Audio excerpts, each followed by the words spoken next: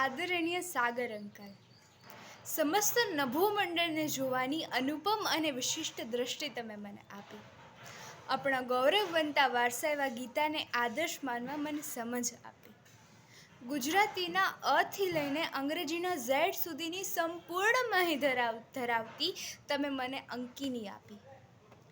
કવિતાના નવરસમાં તરબોળ થવા તમે મને વિચારોની મહેફિલ આપી. આ ઉપરાંત આર્યભટ્ટની જેમ શૂન્યમાંથી સર્જન કરવા તમે મને પાયાની સમજ આપી. સિમ્પલ પ્રેઝન્ટ ટેન્સમાં જીવવા અને સિમ્પલ પાસ્ટ ટેન્સને ભૂલી જવા તમે મને અદ્ભુત પ્રેરણા આપી. પડી ભાંગેલા મનને ફરી ઊભા થવા માટે મોટિવેશનલ સ્પીકર તરીકે તમે કામ કર્યું. વક્તૃત્વ હોય કે એક પાત્રીય અભિનય, દરેકમાં શ્રેષ્ઠ પ્રદર્શન આપવા મને તૈયાર કરી.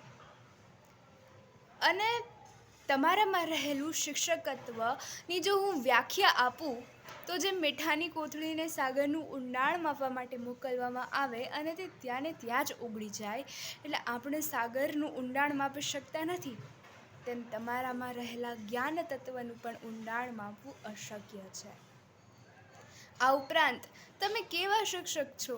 અર્કવાળા, તર્કવાળા, સતત સંપર્કવાળા અને મધુ સંપર્ક ધરાવતા શિક્ષક છો.